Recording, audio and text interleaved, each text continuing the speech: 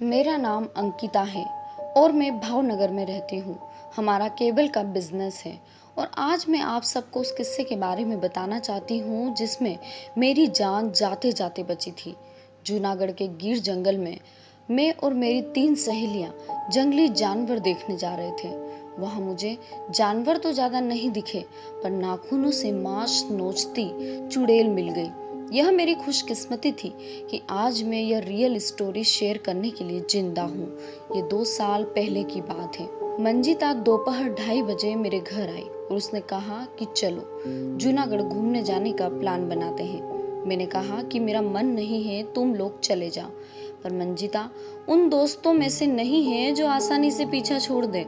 उसने मुझे 2 घंटे बहस करके जूनागढ़ ट्रिप पर चलने के लिए मना ही लिया। जरूरी सामान लेकर हम तीनों ट्रेन में जूनागढ़ के लिए निकल पड़े।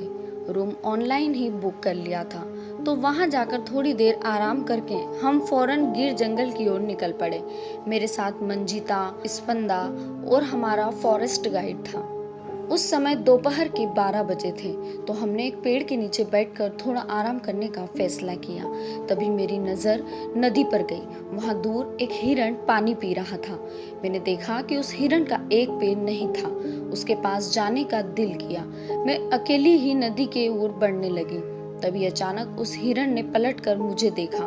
मुझे लगा अब यह डर कर भाग जाएगा, पर वह हिरण तो मेरी ओर आने लगा और मुझसे 3 मीटर के फासले पर आकर खड़ा होकर मेरी ओर घूरने लगा। मैंने उससे दूर जाने में ही अपनी भलाई समझी, पर जैसे ही मैंने कदम पीछे हटाए, उसने अपना रूप बदला और हिरण से वह काली साड़ी वाली चुड़ैल बन गई। मैं अपने दोस्तों की ओर भागी, पर उसने लपक कर मेरे दोनों पैर पकड़ लिए और मुझे गिरा दिया और वह मेरे सीने पर बैठ गई। मैं बावलों की तरह चीखें मारने लगी। मेरे दोनों दोस्त और हमारा टूर गाइड दौड़कर मेरे पास आए और पकड़कर मुझे जमीन से उठा लिया। उन लोगों को पास आता देख वह चुड़ैल भागकर दूर खड़ी हो गई थी। मैंने उन तीनों से कहा कि वे सामने रही डरावनी काली साड़ी वाली चुड़ैल, उसी ने मुझ पर हमला। मंजिता, स्पंदा और हमारा टूर गाइड एक दूसरे की ओर देखने लगे और मेरे ऊपर हंसने लगे, क्योंकि उन लोगों को वो भयानक चुड़ैल नहीं दिख रही थी। छाँव में ले जाकर उन्होंने मुझे पानी पिलाया और हम आगे चल दिए। घूमते घूमते शाम हो गई। करीब 6 बजे हम होटल की ओर लौटने लगे। मैंने मुड़कर देखा तो पाया कि वह चुड़ैल अब भी हमारा पीछा कर रही थी, पर वह सिर्फ मुझको ही दिख रही थी। अगले दिन सुबह हमें घर वापस निकलना था, तो हम डिनर खाकर रात में 10 बजे तक सो गए।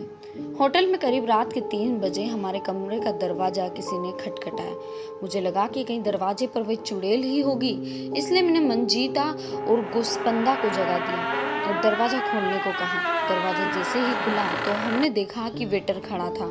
उसे देखकर मेरी सांस में सांस आई। वेटर ने मेरा नाम पुकारा और कहा कि आपके पिताजी बाहर पार्किंग में खड़े हैं, वो आपको नीचे बुला रहे हैं।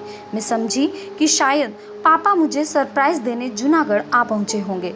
मैं फौरन दौड़ती हुई नीचे भागी और मेरी दोनों दोस्त आंखें मलती हुई फिर से सो गई। नीचे जाकर देखा तो पापा ही थे। मैं उनसे गले मिली, पर अचानक पापा का रूप बदला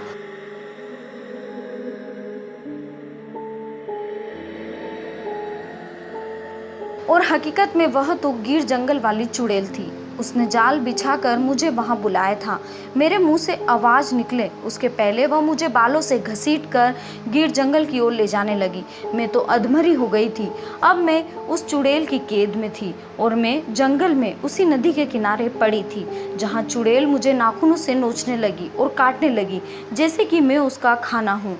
तभी अचानक एक विकराल प्रेत आया और वह उस चुड़ैल पर हमला करने लगा। शायद वह दोनों मुझे खाने के लिए ही झगड़ रहे थे। मेरे डर का एहसास मर चुका था। मुझे पता था कि अब इन्हीं दोनों में से एक मेरी जान निकालने वाला है। भीषण लड़ाई में उस प्रेत की जीत हुई और वह चुड़ैल हार मानकर कराहती हुई अदृश्य हो गई। अब वह प्रेत मुझे खाने के लिए शायद मेरे पास आ रहा था।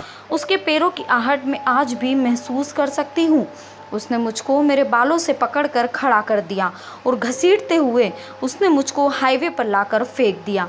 मैं जान बचाकर भागती दौड़ती होटल तक आई और अपने दोस्तों को जगाकर अपने साथ हुई घटना के बारे में बताने लगी, पर वो दोनों तो इस बात से ही मुकर गए कि रात में किसी वेटर ने दरवाज़ा खटखटाया था और मैं कमरे से बाहर भी गई थी। शायद मैं ये कभी भी साबित ना कर सकूं कि मैंने किस प्रकार का आतंक झेला था, पर उस रात से मौत के मुंह से मैं वापस आई थी।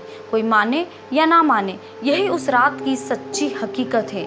इतना दर्द और तकलीफ सहने के बाद भी मेरे शरीर पर एक भी खरोच का निशान नहीं आया था। यह भी एक हैरत की बात है। रोजाना दिल दहला देने वाली घटनाओं को देखने के लिए हमारे चैनल को अभी सब्सक्राइब कीजिए।